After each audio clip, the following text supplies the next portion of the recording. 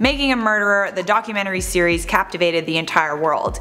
It painted a very gruesome picture of US law enforcement and led many to believe that Steven Avery is an innocent man. Now, a new series coming out in 2020 called Convicting a Murderer might have found the missing link, which may lead to Steven Avery finally being released from prison. I'm gonna tell you everything you need to know right now on IO. What is gravy potatoes? You're watching InformOverload. I'm Charlotte Joubray. Hit that like if you want Steven Avery to be set free, and subscribe to IO for the spiciest news updates on YouTube. A Wisconsin inmate has allegedly confessed to the killing that was made infamous by the Netflix series Making a Murderer. Back in 2005, Steven Avery and Brendan Dassey were convicted in the murder of Teresa Halbach. Teresa Halbach was murdered on Halloween night after visiting Steven Avery. All this time, Dassey and Avery have maintained their innocence, but they were given life sentences. Dassey was only 16 years old at the time, and he told investigators that he helped rape and murder Halbach as well as dispose of her body. But I think many people, while watching Making a Murderer, were convinced that this confession was coerced by law enforcement. There was absolutely no physical evidence that linked Dassey to the crime. And this actually might be the second time Avery has been wrongfully convicted.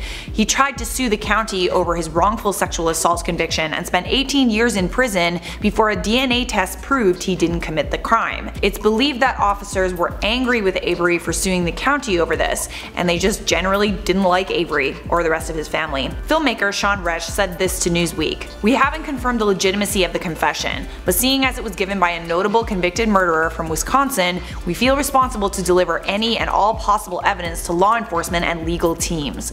Having been in production for 20 months, we've uncovered an unfathomable amount of information and evidence that is leading us to the truth. Our investigation does not end here." Steven Avery is represented by Kathleen Zeller, who spent years reconstructing the crime scene and finding evidence to help prove that Avery was wrongfully convicted. She also very publicly offered a $100,000 reward for anyone who had information about the real killer. Zellner is also aware of the person who confessed, and she said, I quote, "The inmate's name is familiar to us, but I do not want to release it yet. We were contacted a week ago by the inmate. He mailed the handwritten confession to us before he contacted the production company. The confession occurred solely because of our $100,000 offer and had nothing to do with the production company. When we did not immediately respond to this person, he contacted the production company." Zellner also tweeted, "We received the handwritten confession on Saturday. It is worthless until it is corroborated. The prisoner's confession will not be released until law enforcement can verify it." But if this confession is found to be legitimate, it could exonerate both Brendan Dassey and Steven Avery, who've both spent more than 10 years in prison for a crime they might not have committed.